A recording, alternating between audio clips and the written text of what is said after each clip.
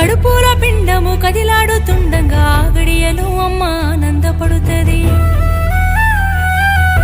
దావకానకు నాన్న తీసుకెళ్ళినప్పుడు స్కానింగులో ఆడపిల్లని తేల్చిరి. కడుపుల పిండము కదిలాడుతుండగా గడియలు అమ్మ ఆనందపడుతుంది. దావకానకు నాన్న తీసుకెళ్ళినప్పుడు స్కానింగులో ఆడపిల్లని తేల్చిరి. విజ్ఞాన కాలంలో అజ్ఞానం పెరిగనే అయ్యో దేవుడా.